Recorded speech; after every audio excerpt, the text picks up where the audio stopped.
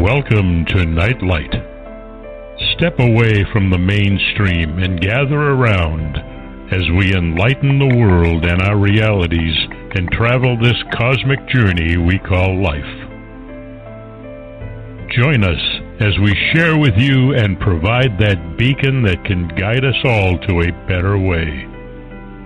Explore with us as we examine a metaphysical montage of spiritual insights, covering everything from the mundane to the magical, UFOs to unicorns, and everything in between. This is a time of awakening, of sharing and evolving, of spreading our wings and soaring on the cosmic breath of creation.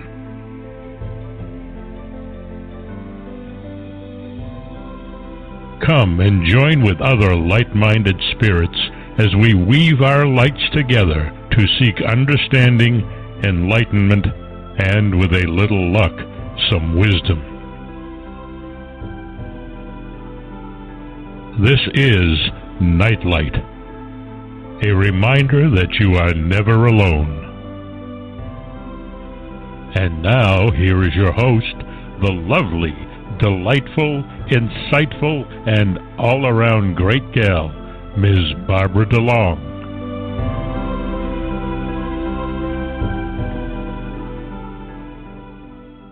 That was Ken Quiet Hawk. I never actually get tired of listening to that intro. He took a little bit of liberty with it here and there, but it's always a joy to hear his voice. So I am very grateful that I have him as my announcer. We have a great show tonight. We have Mark Snider on with us again, and he is, most of you know, among other things, a tremendously talented musician, and he also is the host of his own show called Ohio Exopolitics here on Blog Talk Radio, and he is my go-to guy on all Billy Meier stuff. He is probably so knowledgeable that probably Billy asks him things when he forgets them. So I'm going to bring Mark on, I hope. Hi, Mark. Welcome to the show. Hi, Barbara. How are you tonight? I am great. So when Billy goes into dementia or whatever, he'll just have to pick up the phone and call you. That's hilarious. I can't believe you said that. That was really funny. Well, I mean it. You seem to have committed so much to memory. It's unbelievable. And I do cheat a little bit when we're going to do a show and ask you to give me material. And I read through all the material you gave me, and then I went a little bit further. And I don't know. Are you aware that I do a remote viewing meditation every Sunday night? No, I wasn't. Well, I do. And the link to it is on the front page of my website, and there's a blog where people can give in what their impressions were to the different places that we travel to. And I started it with Bill Brown, who, of course, is very much into the Giza Plateau and has done the ground penetrating radar and all sorts of stuff. And one of the surprising things, and we've done a number of remote viewing meditations on the Giza Plateau and around the Great Pyramid. And what blew me away when I started to read the material that you sent me to read, it's absolutely the Giza intelligence just popped me in the face. We have gone underground into those passageways and chambers that are there, and it was described in the meditations. And when I started to read about the chambers and the tunnels that are underground there at the Giza Plateau, it's like I was revisiting the meditations again. It was really quite fascinating because I didn't know that that kind of stuff was there. And so I'd like to talk about the Giza intelligence a little bit, before we get going on some of the other stuff. Sure. That'd be great. Yeah. And anything, if you have a specific question, or you just want me to just kind of cover the topic, kind of generally speaking, or however you want to do it. Well, we only have 2 hours, so it would be fun to do a marathon with you sometime. It really would. You just see when I run out of material finally.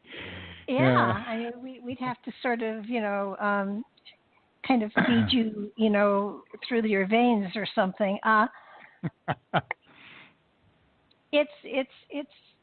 It's fascinating because they call them extraterrestrials. I'm not sure I even want to call them extraterrestrial star visitors. I don't think there's a name that really applies to them.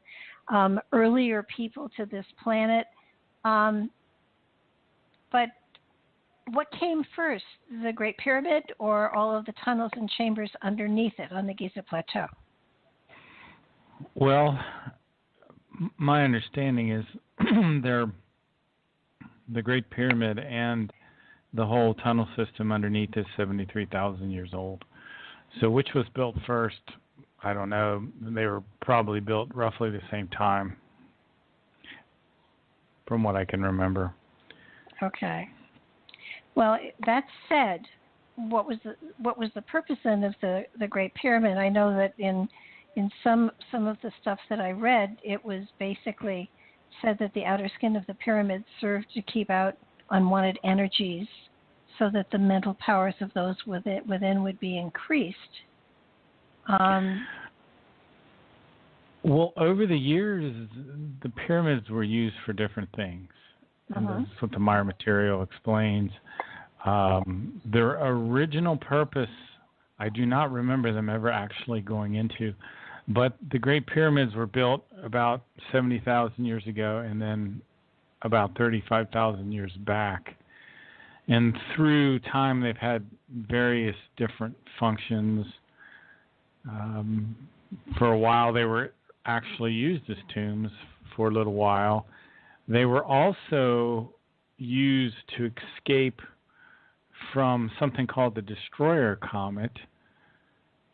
That is a very interesting story. There was a comet that used to come through our solar system about every 400 to 500 years, and it was big. It was. I don't even know if it's still around. It was 1.7 times the size of the Earth. It was as big as the Earth, and it had horrific effect on our solar system.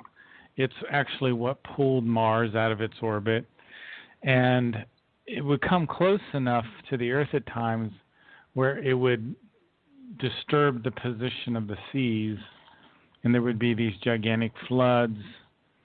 And there was a king who had a son who was a remote viewer who saw the great destroyer comet coming again in his mind. He saw this. So this king gathered all his people, and they went below the Great Pyramid, the Giza Plateau at this time, and they kind of hid there.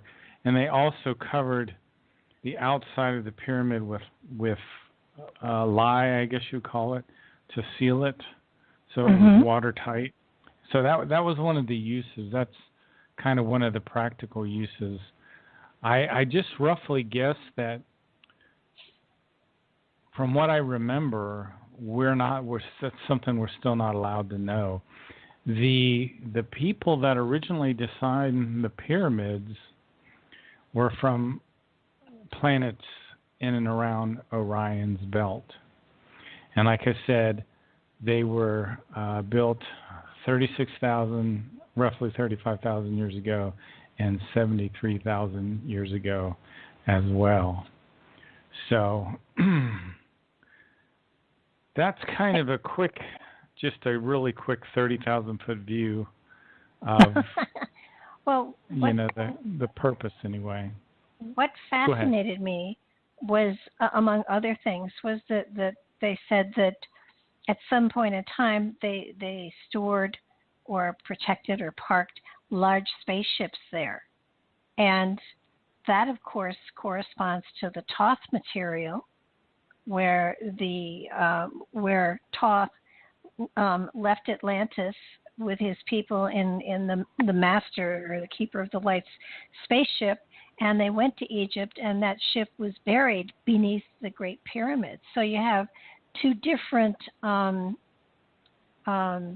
legends, myths, whatever you want to call them, that are saying the same thing using, it's very much like our gods.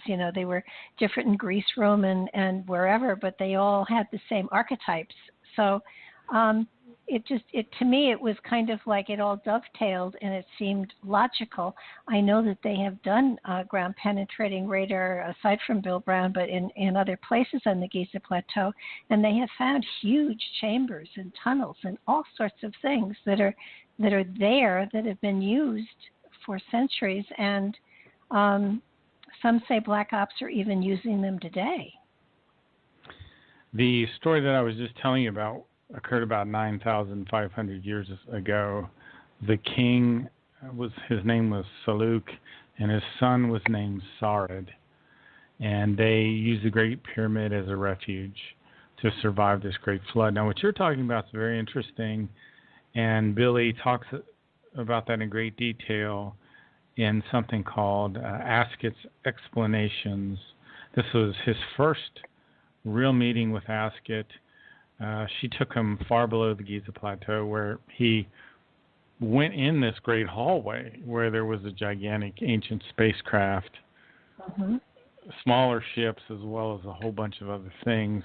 And we can go into that in more detail if you're interested. Well, I think what fascinated me was that she had an apparatus that allowed them to walk through stone, that no one could see or hear them, yet they could see and hear everybody else. And as we did our meditation beneath the Giza Plateau, that's exactly what we did. We walked through stone. We observed, but what was it? It was we could see but not be seen, heard, hear but not be heard, and I read that part of the story, and all I could think of was, I know I haven't heard this from Mark before, and yet this is what happened in the remote viewing meditation. Oh, I've never told you about this? No. I'm so surprised. I talk about this all the time. That's so strange. Well, I thought I told you this story 2 or 3 times by now. No, we get off topic a lot, Mark. No. When you did your remote viewing, did you see what you could call the items from the crucifixion? No, didn't see those. But I was leading the meditation. So, and we didn't see the ship, but we went into a chamber that was large enough for it. I think the interesting thing was, as we were going through the tunnels, at one point in time, I told people to look on the walls and see the handprints, and to find a handprint that fitted theirs, and to put their hand into it and feel the energy that came through. And afterwards, I said, Bill was in that meditation, and afterwards I said to him, well, did you, what? He said, well, it was very unusual for me. And I said, why? And he said, well, I only had 3 fingers. And I said, okay. And he said, and I was green. And I said, well, clearly not of your current status. And it was 3 weeks later that they discovered that mummy in Peru. Oh, is that the one with 3 fingers? Yeah. Oh, that's interesting. So I haven't really read about that. I don't know anything about that. They haven't released any information to my knowledge yet. Just the pictures, which are enough. But so by the way, Billy went down there in 1953, and wow. he was picked up. And I believe he was in Switzerland. He was picked up. He was 16 years old. He was picked up in a robotic ship, which flew him to Jordan, and that's a very interesting story. And he got out of the robotic craft, and then Ascot's ship came down, a 300-foot disc, and it landed there, and he's sitting in Jordan, and nothing happens for a half an hour. And finally she comes out of the ship and comes over to talk to him, and he has this tremendous deja vu kind of moment where he even feels what he says is kind of a pain, an emotional pain, because he said, somehow I missed her in the lifetime he was currently in, or something. I mean, I don't remember the exact words. Uh-huh. And so he knew that he knew her in some way, and he asked her about it, and she wouldn't tell him anymore. She just told him, you'll have to search your memories. But it's just an amazing story. The whole thing is just, it's one of my favorite things in the Meier case. That's why I'm so surprised I never told you about this.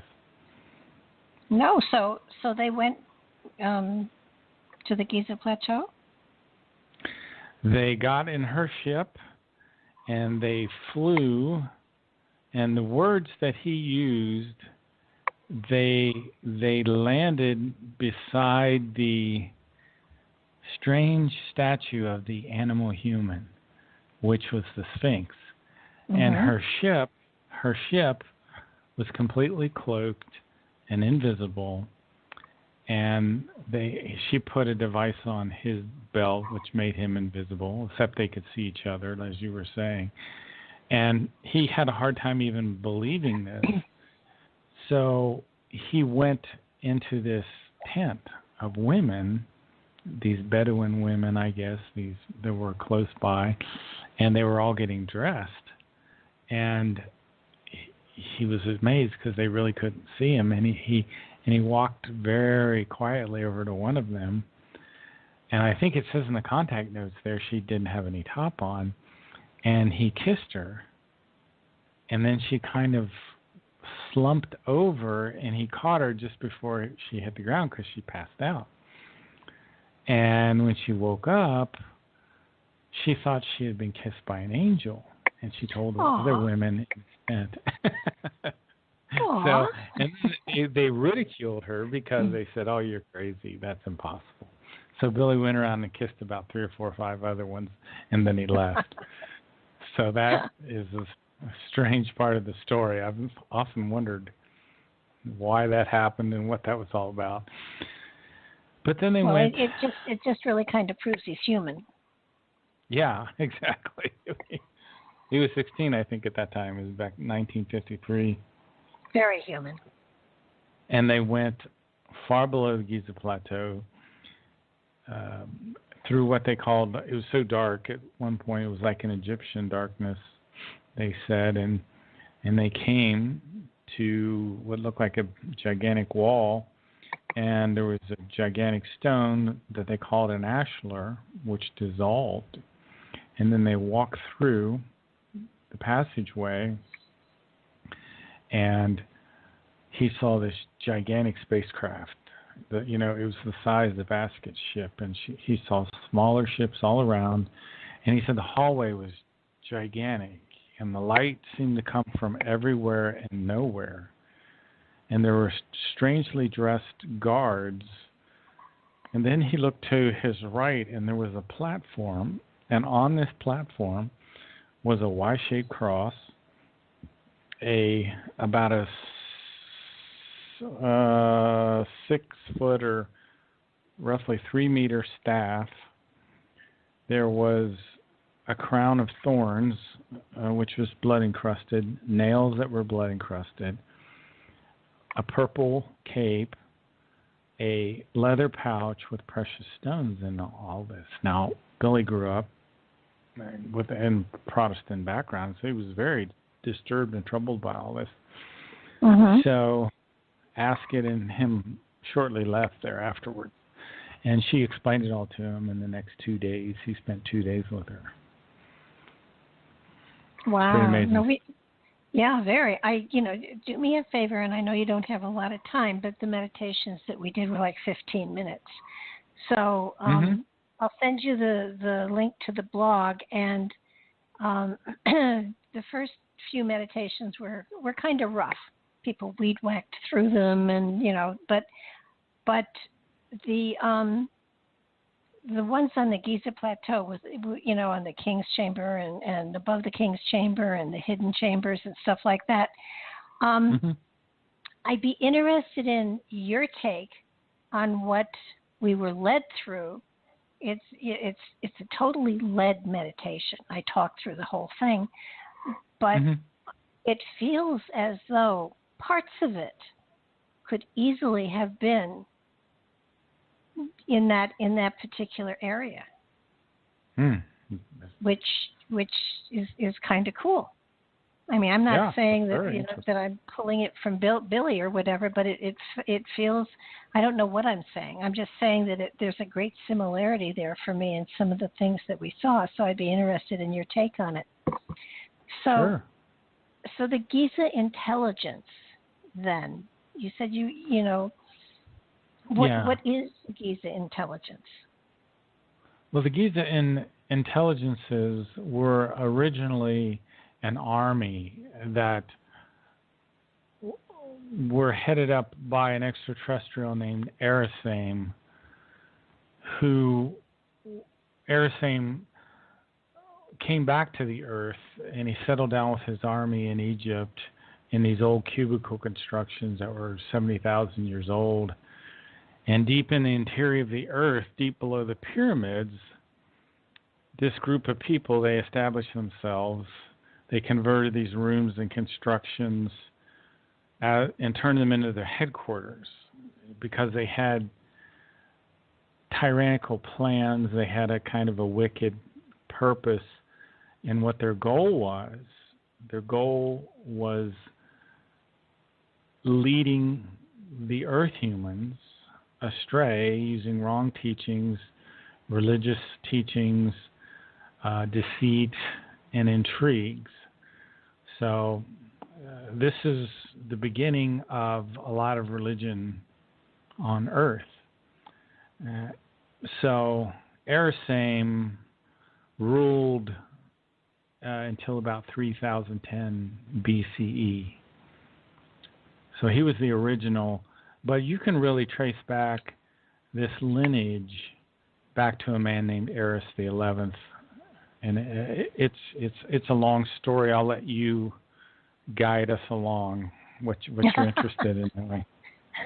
Well, I think what I'm fascinated by is that they how they use their mental powers to holographically sway people religiously. I mean, it feels that they controlled religious leaders as well.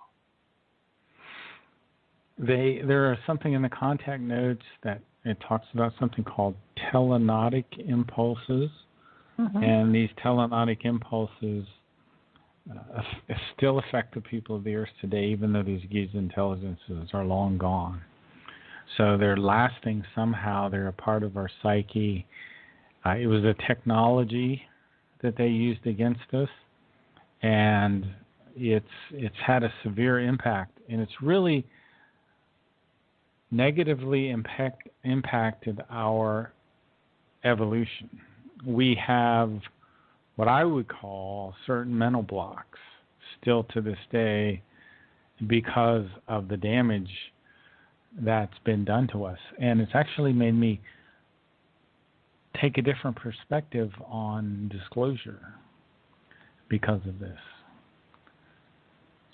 Well, yeah, it just seems as though there have been so many lies told to us over time that we become initiated in a philosophy or a belief system that is totally a lie, and yet we've been taught that this is the truth and this is carved in stone, and the reality is it's all illusion. And you keep going back in history saying to yourself, well, what was an illusion, and when you hit a level of that you can prove at this point in time was illusion, then you go back further and you keep working on it until you realize that so much was illusion or allegory, and it leaves you with, holy cow, what am I basing my quote-unquote faith on at this point in time? Well, one of the big things with me in the Meier material, I always set aside the information about Emmanuel, because I figured, how in the world could we ever get the name wrong of the central figure in Western society? So I just set that all aside and studied the other stuff, because I thought that was just a little bit way out there for me. And I would come back to it now and again. And then finally one day I went and studied the name Emmanuel versus the name Jesus, and the conclusion where it led me was very stunning, something that I never expected. But I don't want to take us off on that tangent if you don't want to go there. No, that I'm fine with going on that tangent. I have been, how do I put this? My philosophy on the chronological evolution of us as spirits has changed dramatically over the last 20 years. Used to be, we come back to Earth and we get better and better and better, and then we evolve into the oneness, and then that's the end. We live, out in the mansions that have been created for us. That was what it first was. And now my theory of what happens spiritually, when I read Billy's description, I thought he stole it from me, because that's exactly where I've ended up. That we are in a physical reality, but apparently the other realities that we will evolve into are pure spirit. That this is the only one in which there is a physical existence, which I found strange. But that the spirit within us evolves through millions, billions, trillions of years of evolution, and at some point in time it gets to the point that it becomes a creator like the one that created us, and turns around and starts to create its own, it kind of throws out seeds and says, bring back information and evolve. It's kind of like we're flowers or seeds or whatever you want to call it, and that we were cast out, not cast away from, but we were sent out, planted to evolve, and we evolve to a certain level, and then we become pure spirit, and we evolve further and more pure spirit on another level, and further and further and further and further, until eventually we have gathered so much wisdom, so much insight, so much everything, that we become the creator of creators. And I know that's probably not put as well as Billy did, but that's basically what my philosophy is at this point in time. So, well, have I misquoted Billy? Well, every human has within them what they sometimes refer to as a tiny fragment of the universal consciousness. It resides in the middle of our brain in an area called the superior colliculus. It's the area that controls eyesight and the area that controls the integration of all of our senses. The spirit form enters into the body of a child 21 days after the sperm fertilizes the egg, and it brings with it a new consciousness. We get a new what's called a new material consciousness each one of our physical lifetimes. We have a conscious mind, a subconscious mind, and unconscious mind. In the subconscious mind is programmed all the essences of our, what you could call, for example, the essence of what we've learned about love, logic, reasonableness, humility. All these things are programmed into the subconscious before the spirit form comes back into the child. So that's what goes on in between lives. There's an area, like an energy band around our planet, and every spirit form has what's called the overall consciousness block. And after you die, the spirit form leaves the body and it takes with it the consciousness, the material consciousness from the previous life, and it processes the memories from the previous life, and it distills these evolutive essences, like these concepts like wisdom and logic and discernment and love and humility. And those are absorbed by your spirit form, and they're programmed into the new subconscious, because you'll get a new personality, a new conscious mind, a new unconscious mind, and a new subconscious mind. And then the spirit form will be pulled back into the body of a child along with the new conscious, the new material consciousness.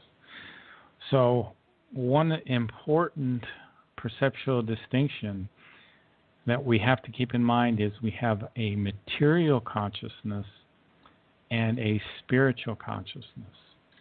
Your spiritual consciousness is old, is very, very old. Your material consciousness, particularly when 21 days after the sperm fertilized egg, you're brand new. That consciousness has to learn how to walk again, how to talk again, how to do arithmetic again, how to feed itself, everything. But it has an advantage, because in this new life, in its subconscious, are the evolutive accomplishments kind of in a summarized form. So what happens is you get impulses from your spiritual consciousness. You'll get these impulses that you'll get hunches that kind of guide you along. What's called your innermost creational personality will radiate these impulses.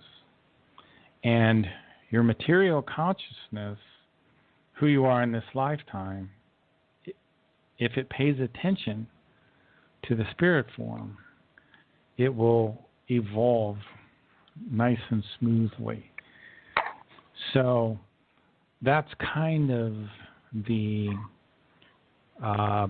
some of the fundamental ideas that the Meier case covers in terms of reincarnation. Now, it gets a little more interesting, because there are storage banks in around our planet, around our solar system, around our galaxy, and around the universe. And if you think at the right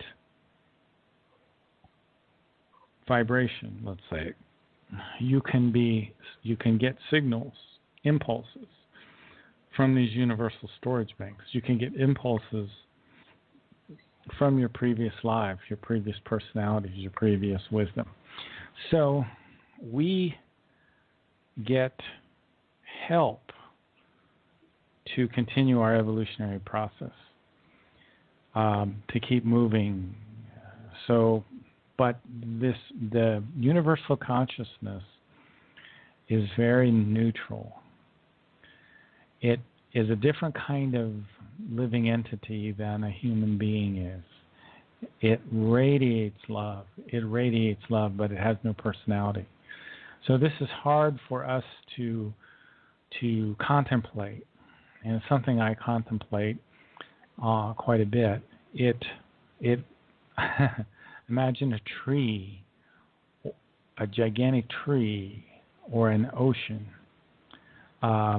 It's completely neutral, positive. It radiates love. Billy has a writing. It's wonderful, and I'll just quote a few little passages from that. Maybe we can tear them apart and talk about them. It says, "Love is the highest principle in all creation, and through it, everything exists in absolute logic. Every tiny plant and every tiny animal fulfills its purpose in love, and the incredible splendor of nature is the visible expression of the love of creation." So that is a creational natural law.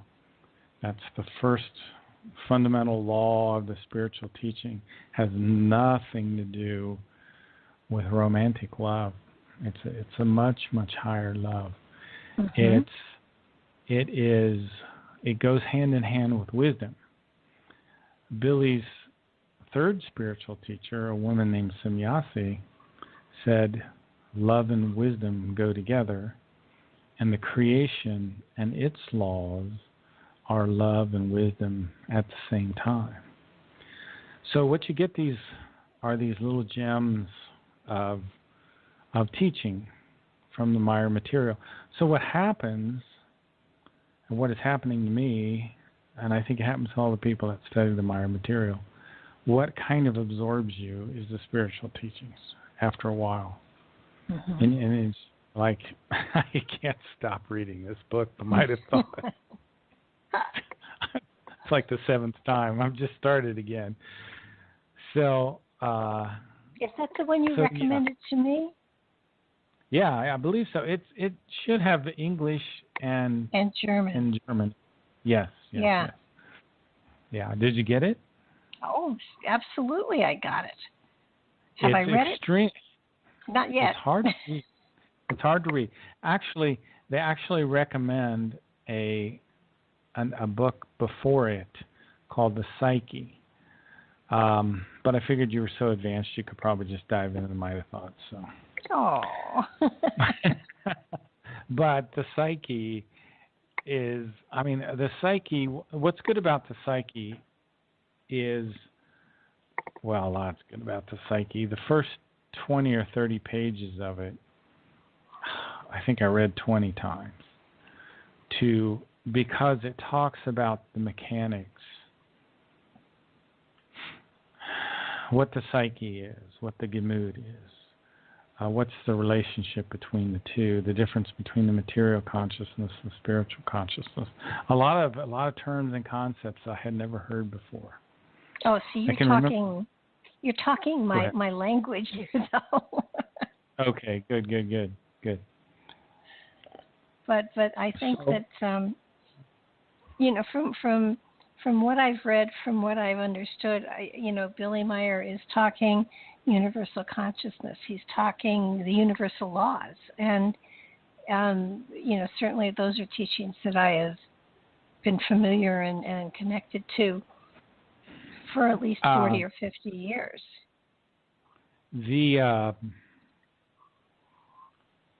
There are two other laws besides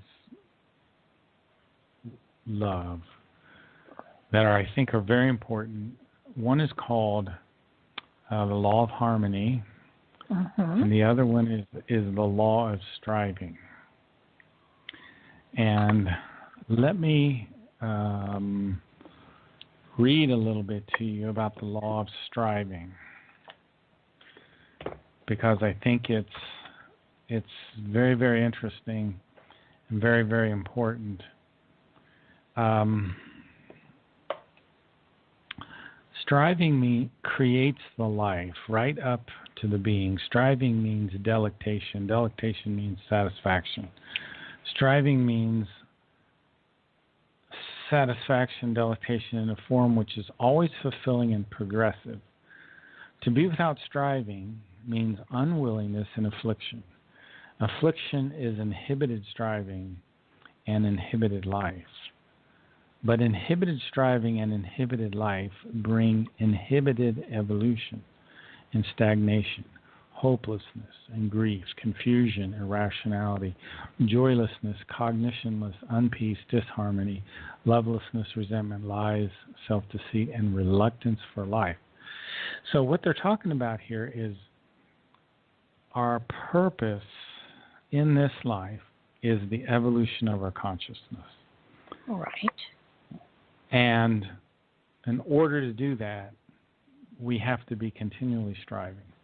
I mean, and it can be as simple as cleaning up your garage or studying the Meier material. But we have to be, in order to be happy, and this is the law of nature, we have to be striving, continually striving.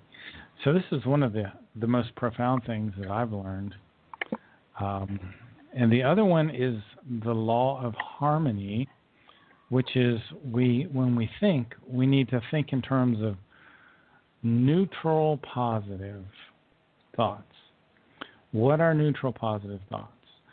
Well, neutral positive thoughts, if a person is thinking neutral positively, he would say, I'm optimistic, I'm confident, I'm relaxed, I'm cheerful, I'm thankful, I'm enthusiastic, I'm in harmony. So if you have neutral positive thoughts, then these good thoughts will lead to good feelings, and the good feelings will lead to good habits in your life, and good habits will lead to good circumstances. So all of your listeners are the master of their own destiny. So good, neutral, positive thinking leads to good circumstances in your life. It's a law of the universe. So, well, yeah, I have, I always tell people that you create your reality by your perception of it. Billy puts it this way. He says, it is the nature of the thoughts that by their might alone, every conceivable thing can come into fruition. Wow. Is that not a mouthful? Yeah. So but it's true. It's true. It's profoundly true. But on the flip side of that, if you're having negative thoughts that are not neutral positive, you can unwittingly bring down all sorts of horrific things on yourself by not correctly steering your thoughts. Now, that's something I did not know, and it can even come unconsciously. That is true, and we've all seen examples of people who say, just for want of a better illustration, somebody saying, well, I'm never going to have a good relationship, and it's never going to happen to me, so I might as well settle for something that isn't perfect, and that's what they attract to themselves. Exactly. And isn't it, if you look at it in those terms, isn't it so absurd for someone to want you to tell them what's going to happen in the future when they control their own destiny? Yeah. They control what happens. When somebody like that comes to me, I look at them and say, well, yeah, you're absolutely right. That's what you're going to get.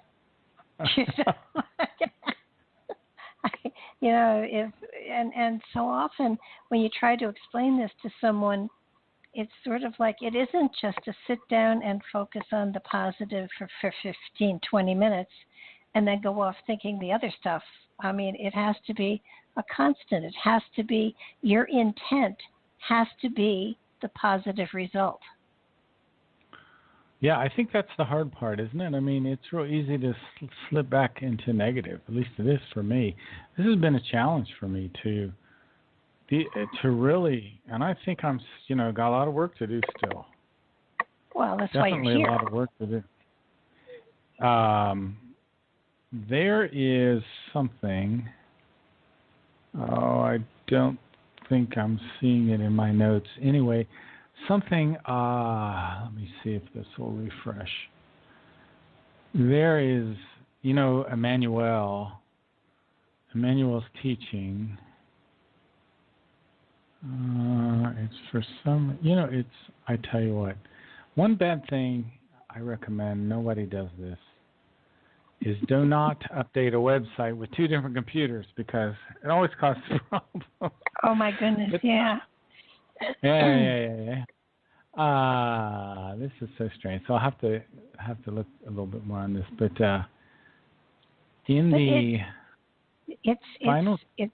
it's one of the hardest lessons for all of us to learn, and so many people just pile the depression and the negative stuff on themselves to the point that it's hard for them to dig out. It really is. It's very hard. Yeah. And here it is. Okay, it's all there. Good. My notes are here. This is something I was studying today. Now, listen to this. This hit me like a freight train. Everything human within human beings must die, but everything of creation within them must rise and embrace creation. This is one of the Emmanuel's final teachings. So, that makes sense. Well, I didn't find it so obvious. I was studying something from the Might of Thoughts. It was talking about, it says, all wrong, useless, negative, and impure thoughts are eliminated in order to obtain the necessary space for the useful, pure, neutral, positive, equalized, right, and cultivated thoughts. And then I stumbled across this, what are in the Meier notes talked about as Emmanuel's final teachings. This is before he went to India. It says, in regards to the impure, Emmanuel wrote the following in his final teachings. He said, truly I say to you, a love that is unlimited, constant, and unfailing is unconditional and is pure love, in whose fire all that is impure and evil will burn. And then in a few verses down he says, everything human within human beings must die, but everything of creation within them must rise and embrace creation. Everything humans possess has its origin in creation. Therefore, it belongs to creations. Human beings shall transform their entire spiritual lives and perfect them so they will become one with creation. So anyway, this is kind of my latest, what I've just been working with even today. So I guess I've taken us off the Giza intelligence. We can go back to Giza. It's a lifetime adventure for certain, sure. But there was one other thing that I wanted to make sure that I touched on because you intrigued me by it and I couldn't figure out where you were going with it. You asked me to listen to the recording of the Edmund Fitzgerald. Yes. It's a great recording. Did you listen to it? Of course you asked me to. Of course I did. Okay. And I wasn't sure at that time. Oh, always I make time for your stuff. I really do. Okay. So was it haunting? Did you find it moving? Oh, absolutely. And the thing that is so phenomenal is, I've been up to the Great Lakes and I've seen Lake Superior and, it's definitely, it's an eerie place. But you said you could link it to the Meier material, and I want to know how. Well, creation is not a heavenly Father. No. It doesn't rescue you. It is neither good nor evil. It's a neutral positive entity. The Meier material refers to it by a German term that is not translatable into English. It calls it a Wesenheiten. What that means is it evolves without the function of its own volition. So it's a juggernaut that never, ever stops evolving.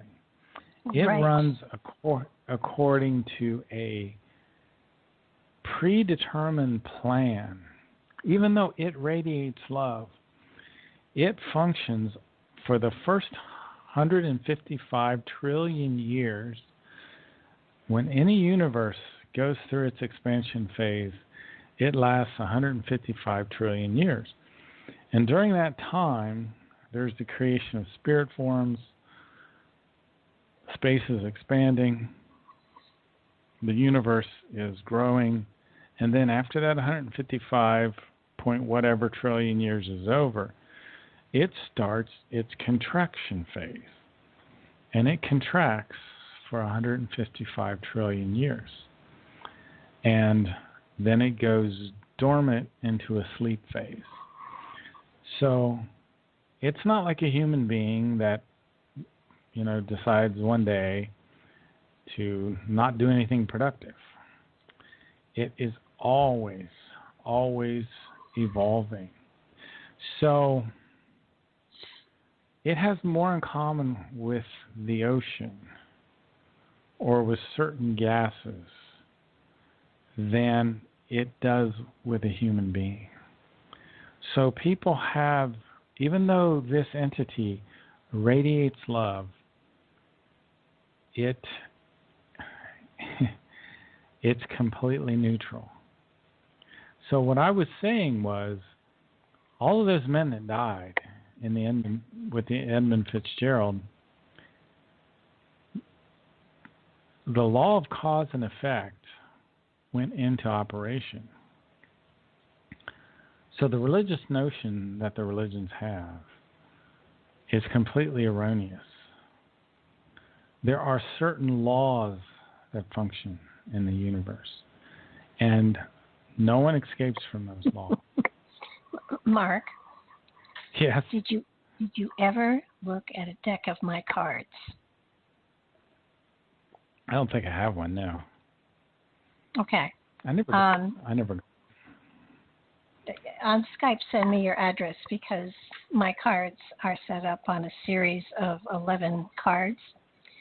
The first 11 have to do with the physical plane.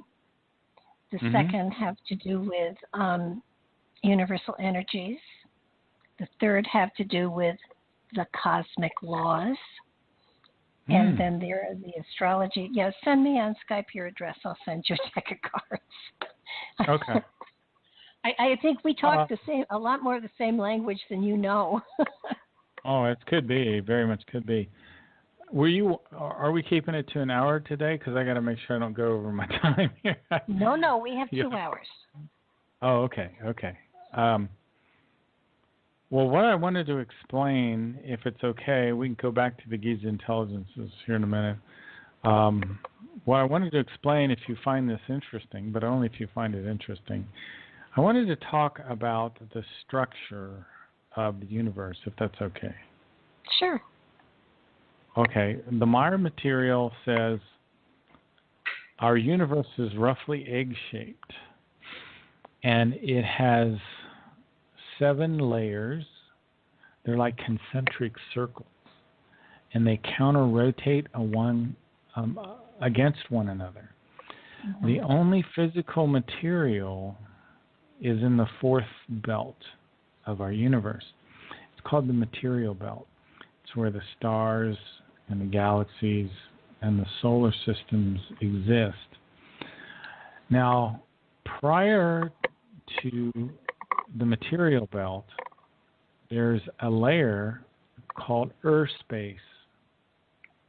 And Earth space, it has positive energies, and these positive energies come from Earth space and move into the material belt. Now, outside of the material belt is something called the transformation belt, and it has negative energies that come out of the transformation belt. So inside the material belt, these negative and positive energies converge, and they produce another kind of energy which eventually forms into matter. So this is the process which is continually going on. So new matter is forming in the material belt, and after 45 billion years, all matter goes back to what the Meier information calls fine material. So our scientists look at the material belt and they say all matter is only 45 billion years old, so the universe is 45 billion years old. The Meier information explains that the universe is currently 46 trillion years old, but the matter in the material belt is only 45 billion years old. So that's that discrepancy. Now we also have a universe which is a parallel universe to ours. It's called the Tao universe. It was created 46 trillion years ago when our universe was created. And the two universes are adjacent, and they're both evolving at the same time. Now, Ascot's people, the Timmers, developed the technology to move out of our universe into this adjacent universe. They developed that technology about 3,000 years ago. And they can do this without damaging either universe or damaging their own ships. So they're populating this parallel universe. Ascot came back to our universe about 1950s, and a ship came back. The Timmers were also involved in something else here on the Earth, outside of what Ascot, outside of the Ascot project, which was being Billy's mentor.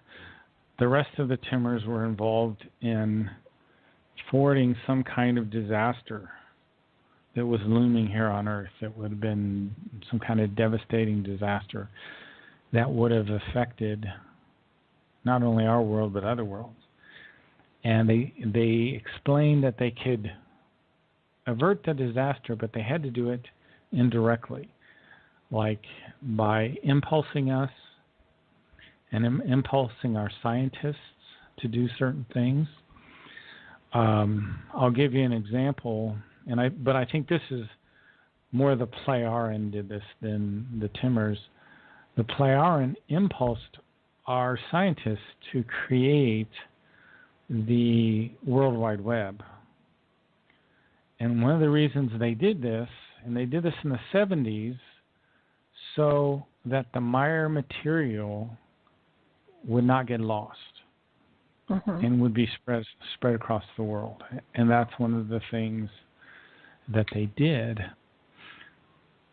because we're now in this transition period called the third millennium, and we have about 800 years to transform our society to a society that's functioning under the creational natural laws.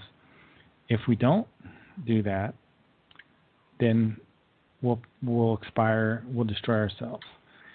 They say we're going to make it. They say we do make it. That's good news for you. Yes. I mean, 800 years, I will have been here and gone a couple of times. So, yep, you will. Me too. We'll have gone and returned several times. It's just, it's amazing, because the element of when first I read the Meier material, I was fascinated with the fact that, he said, he had it was pretty depressing, but once you got past the 800-year time frame, we were in really, really good shape. So it's I think one of the things that has gotten to me quite lately is that I've seen people who are quote unquote on the spiritual pathway, who say, well, I'm here to serve humanity. And I sort of correct them in that you're not here to serve humanity. You're here to evolve and develop yourself. And if what you do in that evolution helps other people, great. But you're here, your purpose is not to go out and teach other people or tell them what's wrong with themselves. It's to develop yourself, to learn and to grow and to evolve. And that's something that most people don't understand. That's a very good point. And here's something you would probably be interested in. I'm judging you by saying this, so you can correct me. They say there's a possible collapse of the United States in the year 2020. Uh-huh. And that comes from Contact Report 544. Billy learned about that when he was on his great trip in 1975. That's where Sannyasi picked him up in Switzerland and took him to Venus, took him to Mars, took him back to the Earth to watch the Apollo-Soyuz hookup, took him out to Jupiter, where he saw the Pleiades mothership out there. It looked like a small metallic planet out there, sitting in space, orbiting Jupiter. As Sannyasi's ship came closer and closer to the Pleiades mothership, a little hatch opened, and she flew her craft in there and landed in this hangar area where there were dozens and dozens of other beam ships like hers. And then they got on this like hovercraft, for lack of a better word, and they went up to another level. And in this other level, in this great mothership, is this gigantic garden which stretches on for miles, and they can see rolling hills and trees and all this. And then they move vertically in the craft up to they're flying around in this ship. The ship is so large. It's bigger, it's taller than the biggest mountain on Earth. And it's 10 miles in diameter, okay? So they fly up to the bridge where they get to meet Ptah. Ptah is Sannyasi's father. He's the guy in charge of the ship. He's the captain, I suppose you could say. And one of the things that Billy learns on the ship is that the USA could come to an end in 2020. And that could happen because of the decline of our culture, climbing religion, sectarianism, criminal activity of our former presidents, a gigantic amount of debt, $16 trillion. These are various things. So that's the next shoe to drop in terms of the prophecies. Well, I think the collapse of the U.S. Go ahead. I think the country will survive, but I wouldn't be surprised if the government collapsed. Yeah. Because the government is not functional. There's a lot of strangeness going on. They talk about 2 civil wars in the U.S. being a probability, that the U.S. will be broken up into 5 different areas. They also talk about the end of religion, which we're seeing tremendous corruption in the Vatican. And I'm sure you've heard of all that happen recently. Yeah. Well, when I did the predictions for this year, the overview, I saw a couple of things that were for me a little upsetting. One was that boundary lines were going to be changed between countries and sometimes states. That there would be the creation of new countries. And that and I specifically was looking at North and South Korea when I said that. And as far as this country went, I saw riots in Chicago, possibly New York, Los Angeles, and San Francisco, and between September and December. And basically sanctuary cities, and from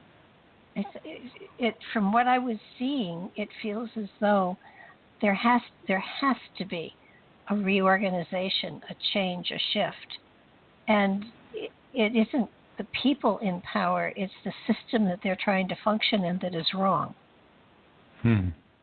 And I could I could see a change to the system.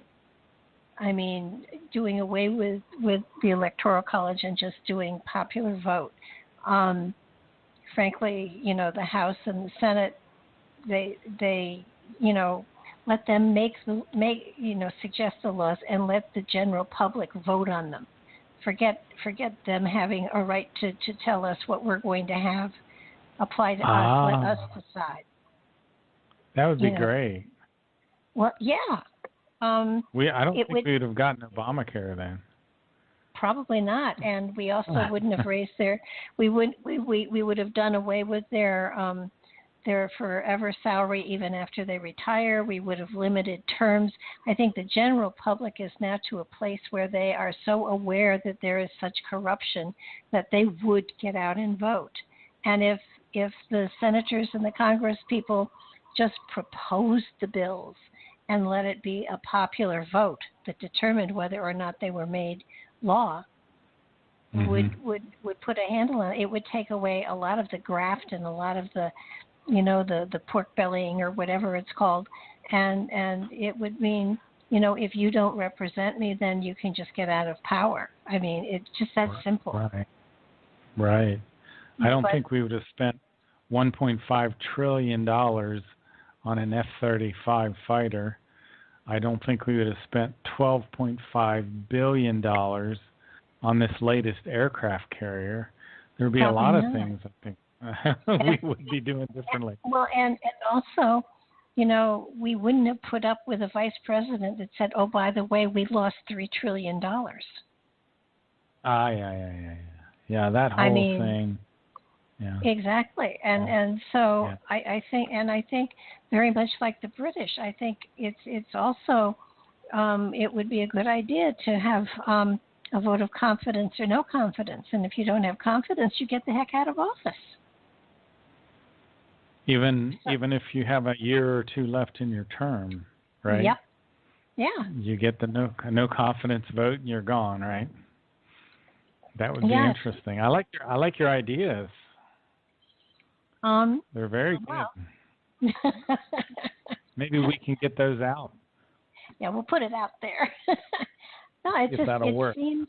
It seems to me that we are at a time when the people should really be in control of the country, and they're not. And if we're going to go down in flames, let it be our responsibility, not some idiots. And I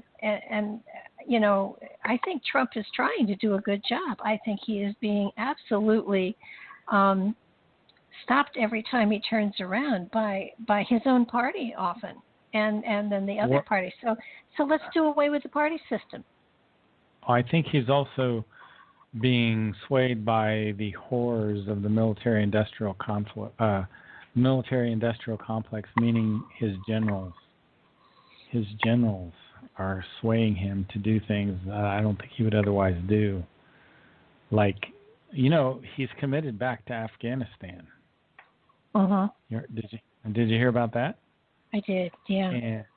And I don't think he would have been. I don't know what this whole thing about North Korea was. I don't even know what was going on there. That just seemed really strange to me. And when he fired all those missiles against Syria, against the air base there, the Russians and all that seemed crazy too. So. Well, they were using, chemical stuff on their own people. I mean, not appropriate. but come on, our government does that to us. They do it through vaccines, right? And through. Okay. Even before that, in World War II, they sprayed LSD in the subway system in New York City to see how it would affect groups of people. I mean, yeah. The black soldiers during the Civil War were tested on. I mean, yeah. So yeah, horrific of course we do.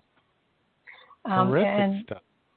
Yeah, no, we are definitely not angels here, but it just seems to me as though the system may have worked for a great period of time, but it no longer is working. And it's the people we elected that are screwing it up.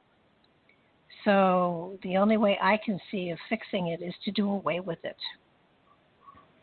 And I'm not talking about it. I'm not saying the military should take over. I'm just saying that it feels to me as though our system does not work. And you're not going to get the House and the Senate. You're not going to get them to do away with themselves because they've got a cushy job and they really think they make a difference, but they don't represent the people anymore. No. Did you ever watch? Did you ever watch any of the series Designated Survivor? No, I never watched that. No. It was interesting because every time they give a the president gives his main speech, everybody turns up. Congress, the Supreme Court, everybody. It's the president's chance to talk to everybody all at once, and they always have a designated survivor that doesn't go, just in case something happens. And in this show, it happens. There are horrific bombs, and everybody's wiped out except this one poor guy who was about to be fired, who becomes president of the United States. And Wow. It's how they start to put the government back together again. And I'm not saying that we should do that. I don't want to wipe out, I don't want to kill anybody. I just want a system that will work. And Sylvia Brown designated 2020 as well. She agrees with Billy Meier on that particular topic. And she said that there would be more of a boardroom type approach. There wouldn't be any head of government. It would be a committee that did stuff. And that it would be everyday people that were there, not necessarily career anything. So that it would and then 2020 is the time she kind of pinpointed and said, and this is back in the 50s that she wrote this book, 50s or 60s, I think. Did she really? Yeah, wow. She had it all. And actually, what I've been sort of my co-host Jeannie and I have been watching, she predicted that the president, sometime before 2020, and we're with that presidency now, the president would die in office of a heart attack. The vice president would come close to getting us into a nuclear war, and the Speaker of the House would save the day. So it's out there. Now let's see, because prior to this, for the last, 10 years, Jeannie and I have been watching every presidency saying, well, is this the one he's going to die in office? And the vice president's going to, and so we're right at the last hurrah here to see if Sylvia Brown had it right. Well, I hope the U.S. will survive.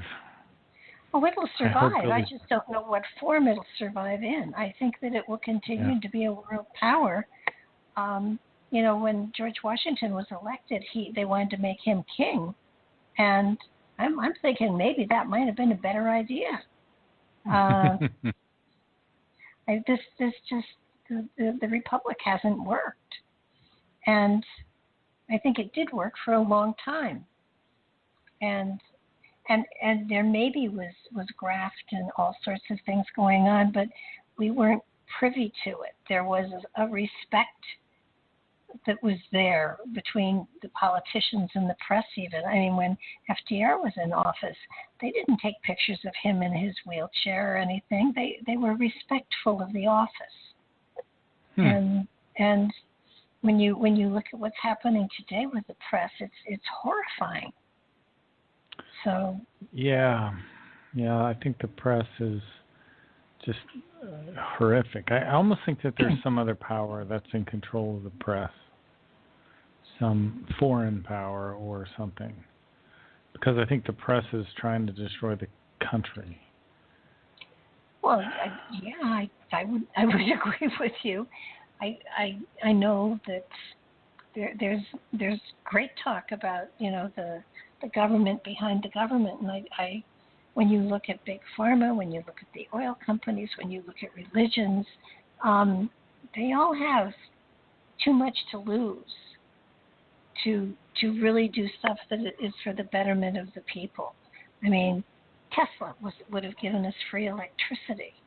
You know, there are so many things that the government has squashed or hidden from us because of because it takes money out of their pockets. I mean, the government isn't serving the people. We could have had free electricity. We could have, you know, there's so much to benefit the populace that hasn't been done because it takes away from big pharma or it takes away from the oil company. I know during World War II, my dad was in the FBI, and he saw a demonstration out on Long Island of they brought a brand new car that had never been run, no gas in the engine ever. They filled it with water. They put a little white tablet in, and it ran with no pollution. Government bought the patent, and we've not seen it ever since. Have you the same kind of thing happened with a man named Stan Myers? You probably heard that story, right? Dr. Stephen Greer talks about that all the time.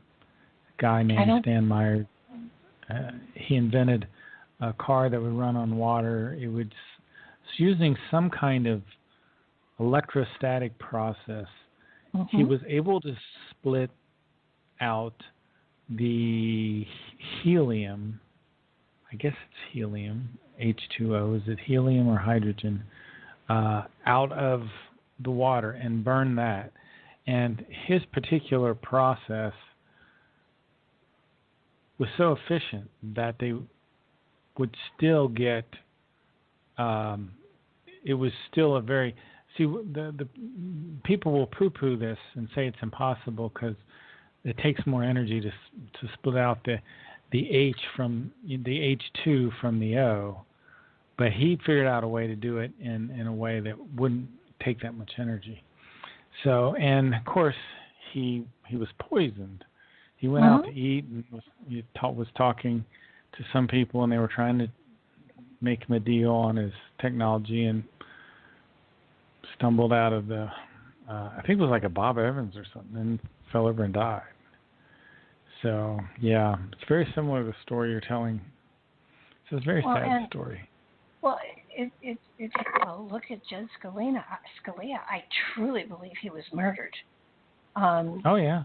I can't prove it, of course, but you know, I when I heard that he had died, all I said was, "Oh, he was killed."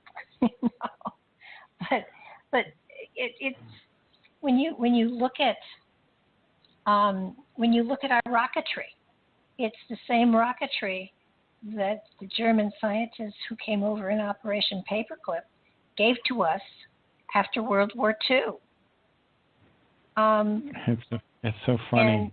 And I truly believe, and I think that's one of the other things that I think I predicted, was that I felt that sometime this year we would hear that all of the NASA programs were a facade, that they've really been working at interdimensional shifting and time travel, that the spaceships are just some sort of big cover up to give us a show to go ooh and ah over, that they're using something similar to a Stargate in order to travel to other planets and other times, and that space travel is not possible to the degree that they're talking about. Those great big tin things that are sent out into space theoretically are not something that we could travel in for years or decades or centuries.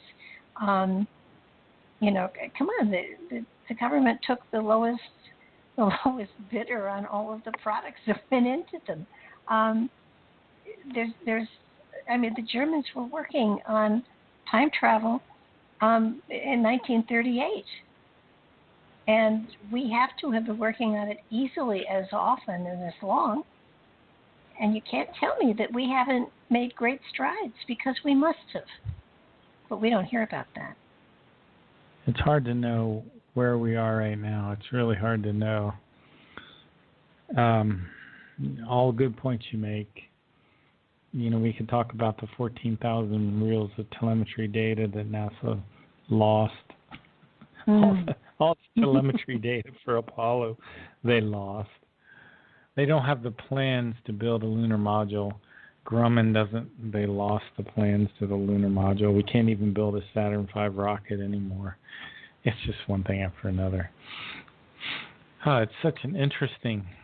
the Meier material says the first moon mission was faked, but we did go in the other missions. I don't know how we made it with that old technology, but that's what they say, that we made it in those other missions. Well, the last remote viewing meditation that we did was to the pyramids on the moon. Which was fascinating. I didn't know there were pyramids on the moon. Yes, there are. Let me see. Can I find the link? Are you actually in the chat room?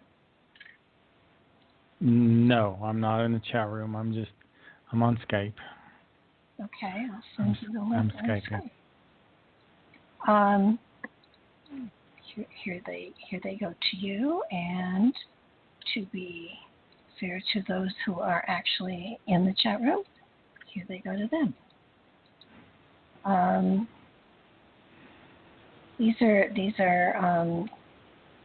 the remote viewings that we've done so far, and I seem to have lost myself here.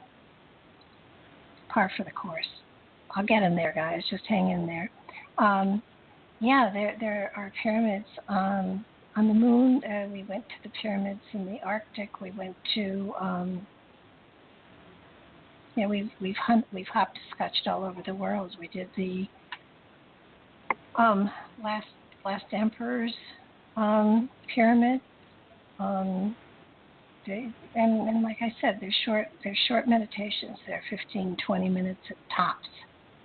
But they are definitely interesting, and I keep thinking, okay, so where do we go next? And there's always another pyramid that calls to us. But they are fun, and they're interesting, and on the blog, all of the meditations, links to all of the meditations are there, so anybody can do it anytime they want to, and hopefully they'll leave comments.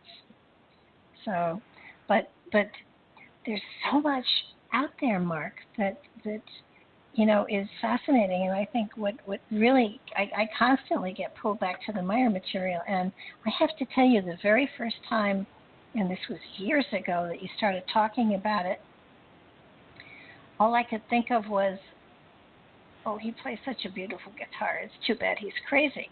And since then, you got me hooked. That is so funny. Well, I know the first time that I had you on my show to interview about it, I think you were a little reluctant because you knew I wasn't 100% there with you. But I did my homework, and the more I learned about his material, now I don't buy it all, but I would say I buy far more of it than I thought I would ever buy, and the more he gets into the spirituality, the more I look at his philosophy on the spirituality, the more he and I have. Now he goes into great time spans and stuff like that, and I don't do that, but my philosophy is very much the same as his to a certain degree, which I find hysterical, because but I never badmouthed you, and I'm glad I never did. Well, that's very interesting.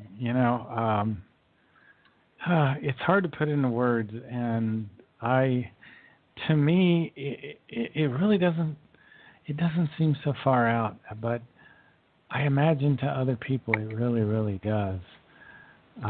There's just something about this information that has always just grabbed a hold of me, and just pulled me in.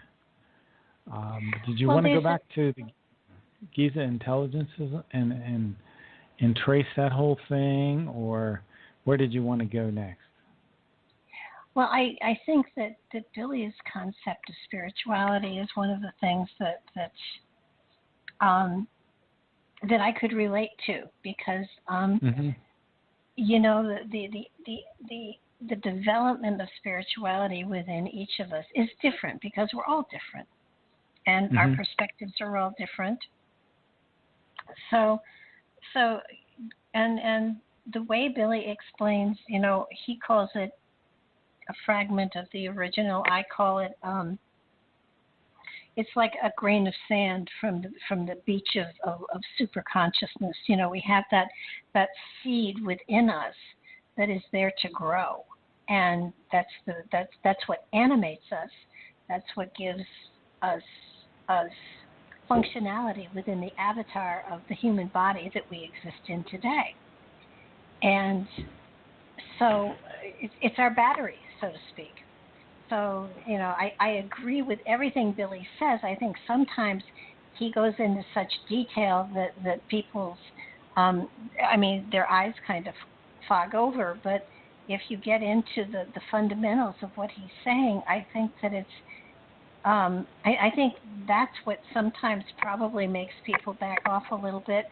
His explanations are so intricate and so into detail, and so, you know, he goes into the 177,000 years in one way and 177,000, and then there's a rest period and everything. I think if you could simplify it for people who are trying to study spirituality and understand it, he might gather, you know, more people to him who would then go more deeply into the information. I mean, is there a Billy Meier for Idiots book, maybe? Boy, I tell you what, no, there's not anything close to that. I'm going through, and now it's my seventh trip through the Might of Thoughts. It is extremely detailed, and I have great compassion for those who read this and say, "Wow," you know. Well, the thing is, he makes it a personal study project, a commitment of an individual to discovering something within themselves, which is appropriate. It's not something that you can truly preach from a pulpit. It's something that people have to read and be able to identify with and connect to and apply to their own lives, so that it is it won't ever become a great religion, because then it would become one of those systems that we're going to have to fight against, like big pharma and government and religion.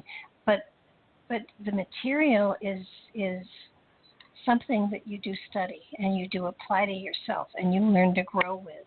And that's what spiritual evolution is. One of I think the most important ideas is the difference between the material consciousness and the spiritual consciousness. So who you are in this lifetime is your material consciousness. And you have something called the psyche, which controls the thoughts and the feelings of the material consciousness. And there's something called the Gemut, which controls the thoughts and the feelings of the spiritual consciousness.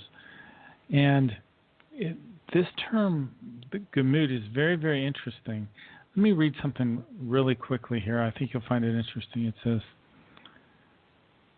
the spirit consciousness-based feelings and the spirit consciousness-based thoughts in itself in a constant equalized form, contrary to the psyche, the Gemut of the spirit realm cannot be influenced by negative powers, negative thoughts, but only neutral positive ones, which therefore means that only powers corresponding to an equalized form of positive and negative penetrate into the Gemut, through which the Gemut always exhibits an equalized harmony. So that's your spiritual consciousness. So the goal is always to keep yourself in a state of harmony. It's only the material consciousness that can become unbalanced, that can become upset.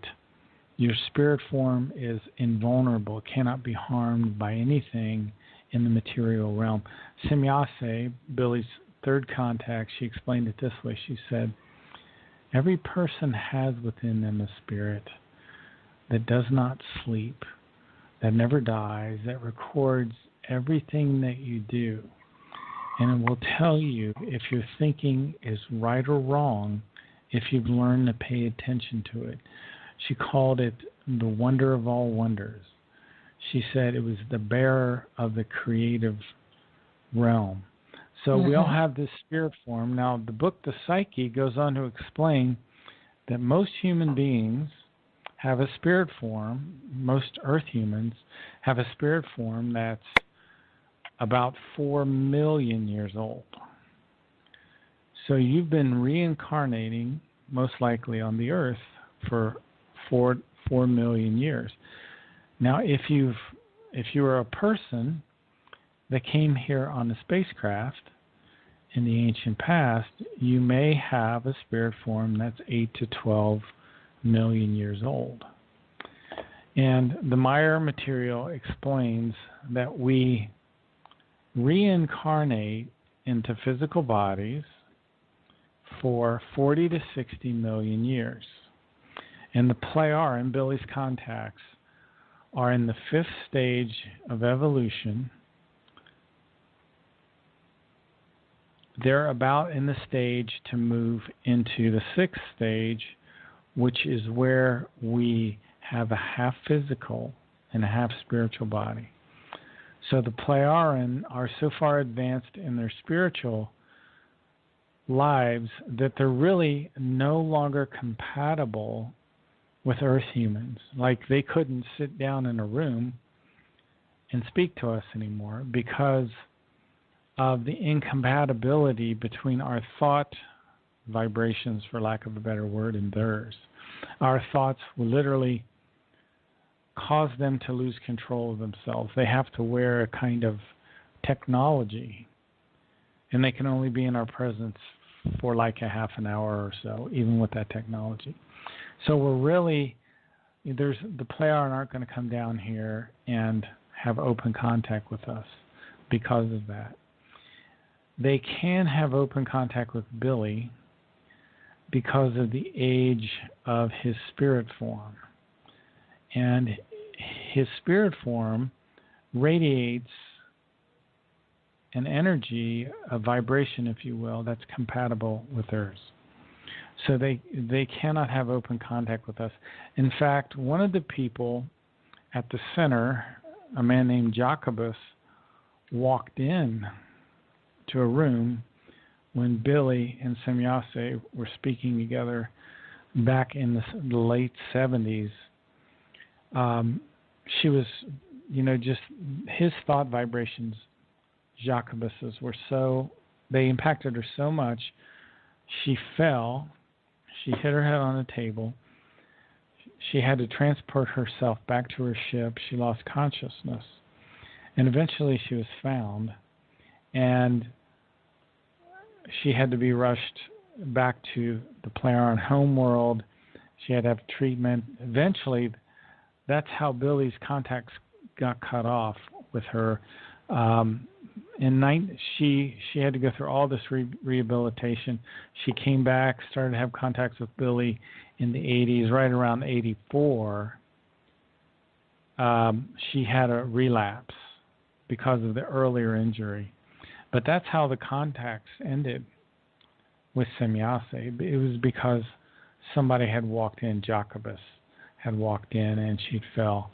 So they're no longer compatible with Earth humans. Their thought level is so high above us that they cannot stand to be around us. Literally, now, they're no longer compatible. Is he still having contact? Not with Semyase. Well, no. With Ptah and Quetzal. still has contacts with them, but no longer contacts with Thoth. Thoth has died. No longer contacts with Asket. She went back to the Tao universe. Semyase was injured. Just contacts with Ptah and Quetzal today. So are they as frequent as they used to be? They're not quite as frequent. No, they're not. They're not. And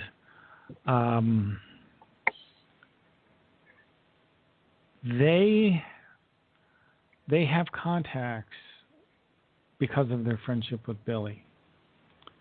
They basically, if I remember correctly, the Plejaren take advice from another group that's higher than them, higher in the evolutionary scale.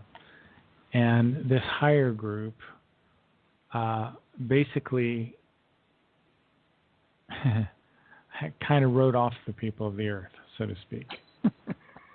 It's really sad. It's really shocking. It's really depressing in a way. But they have not cut off contact completely. They almost did several times. But still, the mission is supposed to be successful.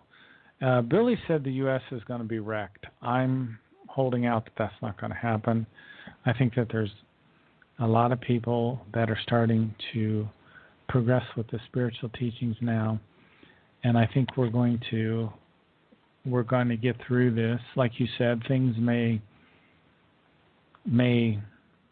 change drastically, but I think that we're going to survive this. Well, how does it mean wrecked? I mean, that's the term he uses. In the Enoch prophecies, it says that the devastation in North America will be a devastation that's kind of beyond our imagination. It's just ghastly. So I can probably pull up the exact words. It talks about the Christian religion collapsing, and but that's not the really, really bad part. Destruction in North America. It says,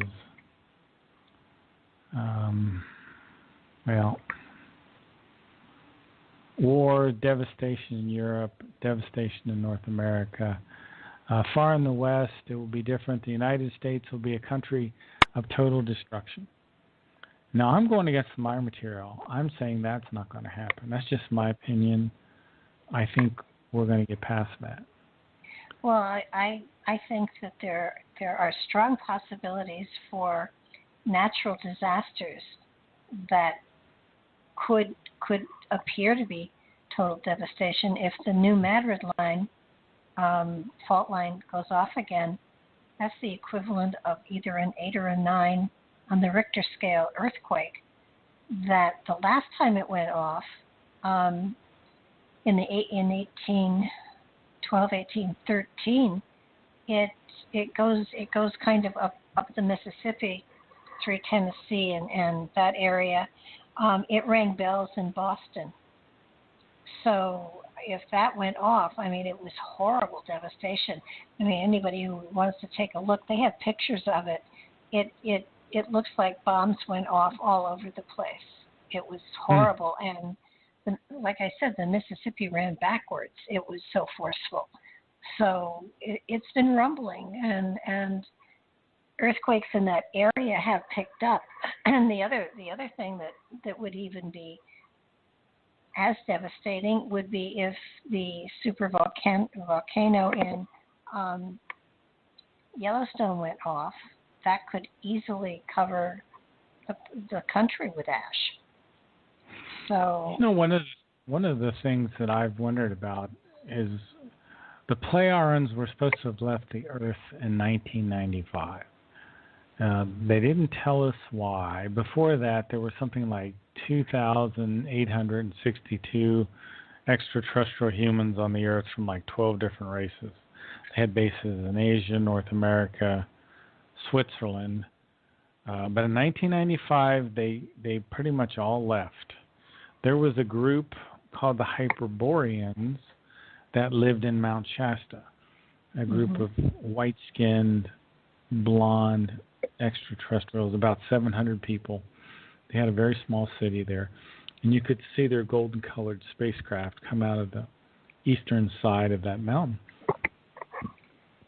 From what I hear from Marianne in Switzerland, she tells me they're gone. There was a group called the Hasters that had a base in the North Atlantic for a while. They're no longer here. Now, these Hyperboreans, very interesting, Barbara, because they used to live, according to Meier material, our globe has shifted. And Florida used to be at where the North Pole is. Yeah. And that area was called Hyperborea, and they had an incredible warm climate there. It was supposed to be all year round. There were palm trees on the North Pole back then. The Earth wasn't on its axis. There were all kinds of fruit trees. It was the best place on Earth to live.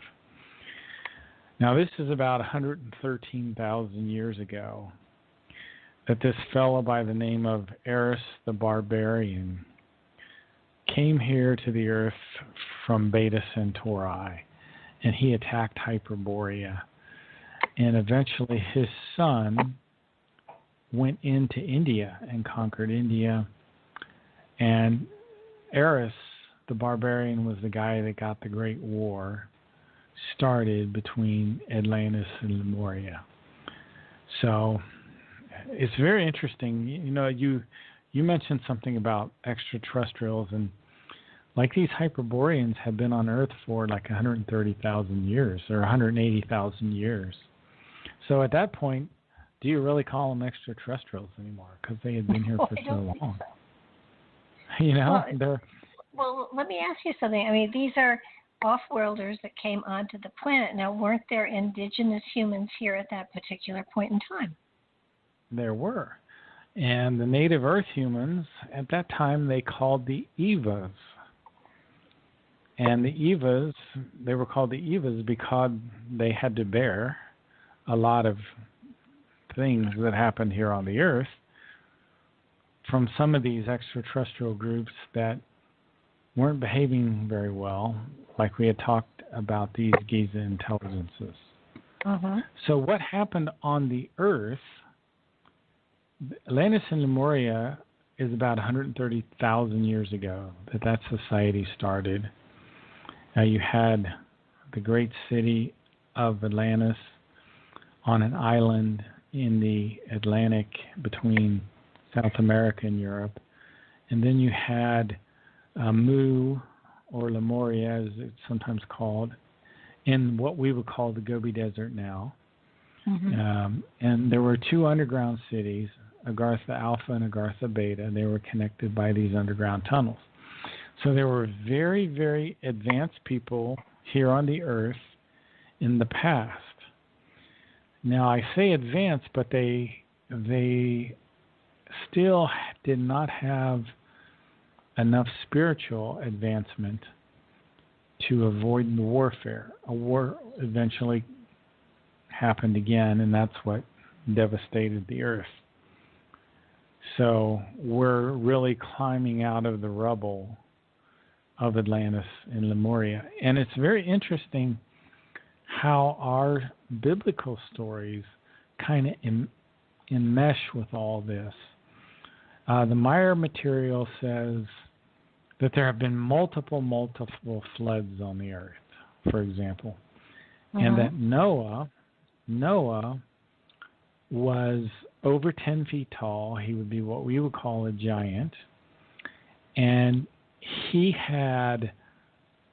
he knew one of these kings of wisdom, as they're called, Ishwishes, from the Hyperboreans.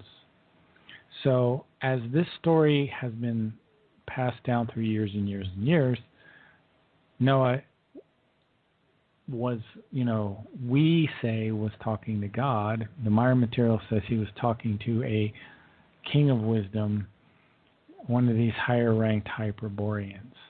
Mm-hmm. Okay, and it was this Ishwish that told Noah to build the ark. And this occurred about 98,400 years ago.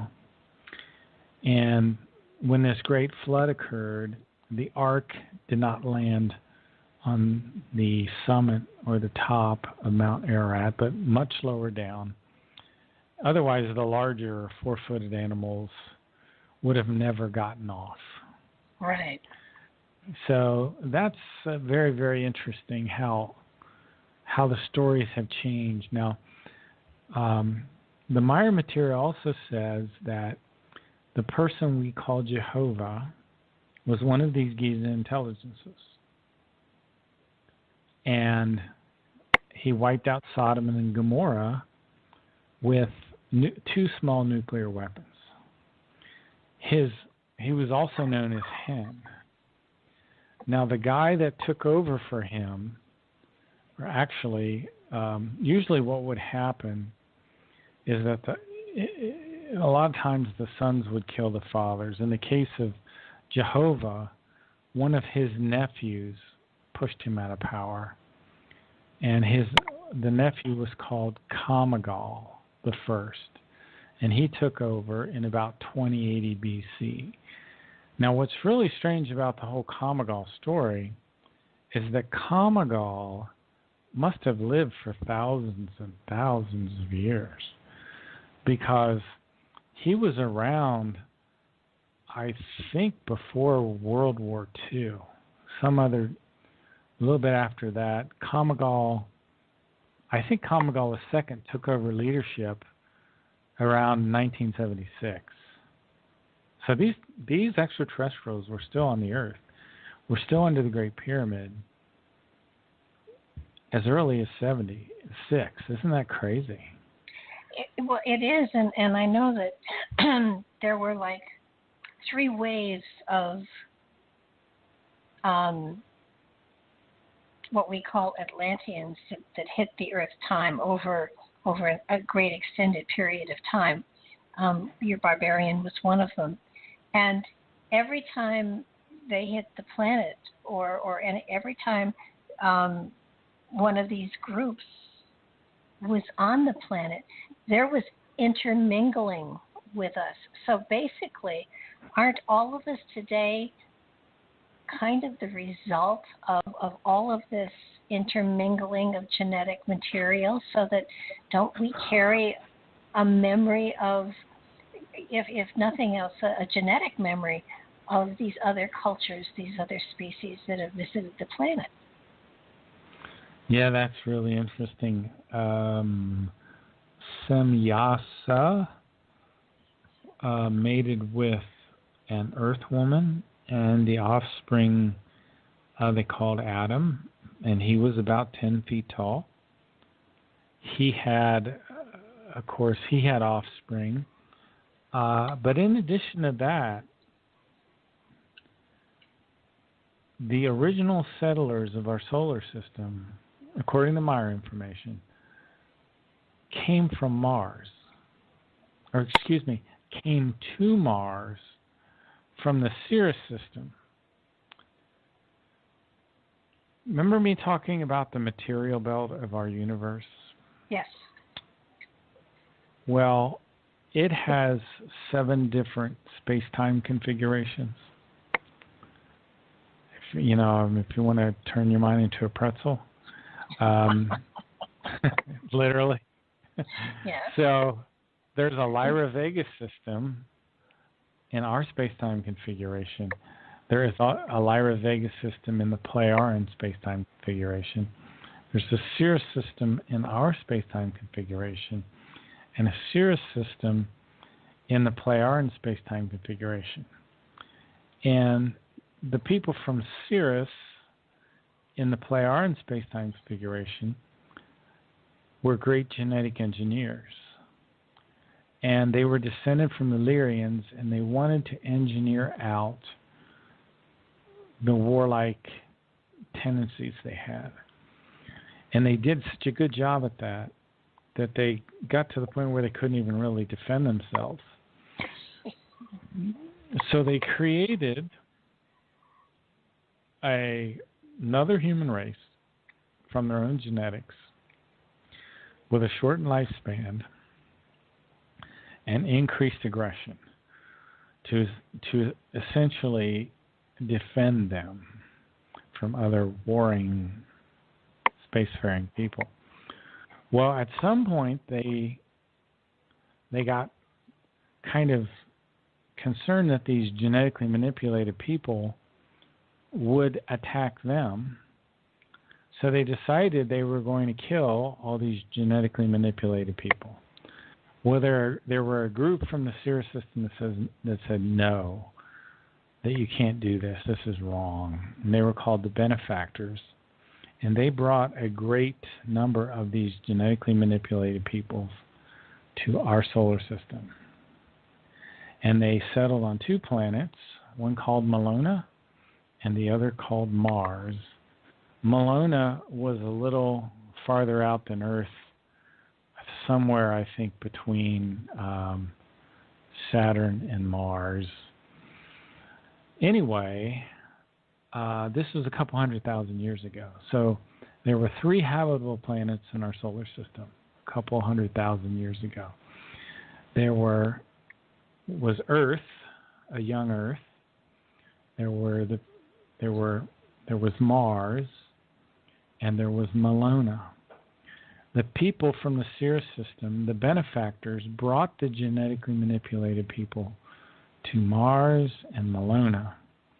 The people on Malona, the genetically manipulated people there, were just, they lost it. They destroyed their own planet. They diverted an ocean into a volcano, which essentially split their world in two. Now, the people on Mars lived a long time. They built pyramids, they built cities, they built other things. There was tremendous amounts of water on Mars. There were gigantic rivers bigger than any river on the Earth, rivers that were hundreds of miles wide and thousands of kilometers long. But eventually this destroyer comet that I was telling you about in the beginning of the show came through and pulled Mars out of its correct orbit. So while all this other stuff was going on Earth, where we had the people from Atlantis and Lemuria come to the Earth, they were from Beta Centauri. Before that, we had the Plejaren that came here and settled for a while, about 150,000 years ago. We had a naturally evolving Earth human. You asked me about Earth humans who started on the Earth, started their evolutionary period, thinking 8 to 12 million years ago, something like that, which, by the way, were dark-skinned people. So while all that was going on Earth, these genetically manipulated people from Mars came to the Earth as well. And you talked about commingling. And they eventually commingled with all the Earth people. Their genetics is through the whole Earth. So we all have the shortened lifespan, and we all have the increased aggression. And that's one thing that has to happen on the Earth before we can be interacting with people on other worlds, is that we have to have our genetic problems corrected. Meaning because no other society will tolerate us out there with this genetic problem that we have, with shortened lifespan. If you lived for 1,000 years, would you want to risk people on your world losing their 1,000-year lifespan and going back to 100 years? So the Earth is we're in a really difficult, tough situation. And the history is so interesting. I mean, don't you think it is? It's so fascinating. Oh, and the meticulousness of it and the intricacy of it is just phenomenal. It does blow everything else out of the water. It makes the Bible seem like a primer. It is a lot to swallow, but the spiritual part of it is easy to embrace. And certainly I have spoken often about how I felt the earth was quarantined, that really no race, no species worth its salt would really want to have anything to do with us because we were too violent. Yeah. Well, that would be great food for a discussion on another show. We could go into more depth about the Bible, and I have some of my own theories about that. And we could talk more about, the history stuff and the spiritual stuff. Yeah, that's my main focus. That's what I spend all my time on, is studying, like the Might of Thoughts. He has 3 major books. I know we're running out of time, but I'll just say these 3 major books. The Might of the Thoughts. The other one is called The Psyche. And the third is The Way to Live. And the fourth that you can download for free is called The Goblet of Truth. So I suggest everyone, if you can order these through Michael Horn. That's what I usually do. I'm going to start ordering them through Figu here before too long, but not yet. I haven't done it. They're on Amazon as well. Nope. And no? You cannot get them. No. You can only get them through Figu, the Figu sites, and Michael Horn we're just lucky here in the U.S. that he happens to sell some. Oh. No, you can't get them on Amazon. You cannot get them on Amazon. I wish you could. I would have them all by now if you could. Actually, I wonder where I got mine then. I must have gone to the website and gotten it. Did you go to one of the Figu sites? I must have, because I got the book. You got Might of Thoughts? Yeah. Awesome. You haven't started reading it yet? Not yet. Well, I'll have to just twist your arm and get you on my show, and we can start talking about it. Okay, I will. That's an easy twist. Okay. I have it. Usually with the Freedom Slips program, sometimes authors have written as many as 2 or 3 books, and I make it a point to read as many as I can before I actually interview them. So, but I am at a point where I have some people coming on who have already read their books, or they haven't written books, so that I don't have quite so much prep time. So I am definitely going to sit down with it and take my highlighter and start digging my way through it. It feels to me, from what I've read, on other websites about it, that it corresponds very much with my own philosophy. So it should be a fun read. Great. Well, it's always a pleasure. I've always loved chatting with you, Barbara. Well, you're one of my favorite interviewers and interviewees or whatever. You always educate me, and it's always fun to throw a question at you and see where your answer comes from. So I do thank you so much for taking the time to spend the time with us tonight, and we definitely are going to have to do this again. Your show is of course Ohio Exopolitics. I'm not sure what night you're on, but I know you're on Blog Talk. It goes any different time, any different night. It has no pattern, no rhyme or reason. Whenever I can make the time, I'll do a show. Okay. Terrible way to do a show. Well, if you go to Ohio Exopolitics, it'll show you the archives and when the next one is scheduled. Anyhow, thanks so much, Mark. I so appreciate your being with us tonight, and